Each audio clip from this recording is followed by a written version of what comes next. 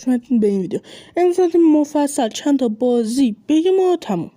اگه کسی که عشق دریفتین اینا امتحان کنید، کیفیت بامزه و باحالی هم داره.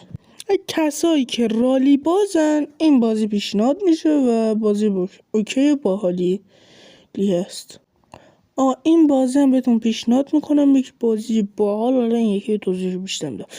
شما توی جزیره اید که باید ماشینتون رو آپگرید کنید، مرحله برید و اینا. کلا خیلی بازی باحالیه ولی یه مشکلی داره.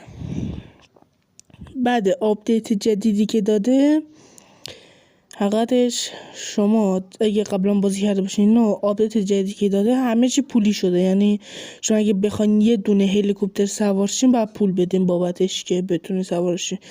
و بنده یه بار نسخه پلاتینیوم میگم نسخه دونه وی آی پیش اومد برام، چون فکرم اولین نفر بودن. چی بودم یه دانلود کردم وی آی پی بود واسه بنده.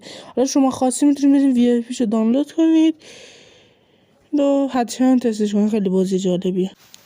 اینم یک مدل همون بازی دریفته ولی این بهترینشه. یه کاملا خیلی بازی باحاله و دریفت زدن روش خیلی سخته و همینا. تو بچه لطفا لایک کنید، کامنت بذارید، ساب کنید که بنده بیام بالا. لطفا اگه میشه خواهشاً ساب کنید و لایک کنید، خیلی ممنون میشم. تو پیجمون بازم این ویدیوها و محتواها خواهیم گذاشت. خداحافظ.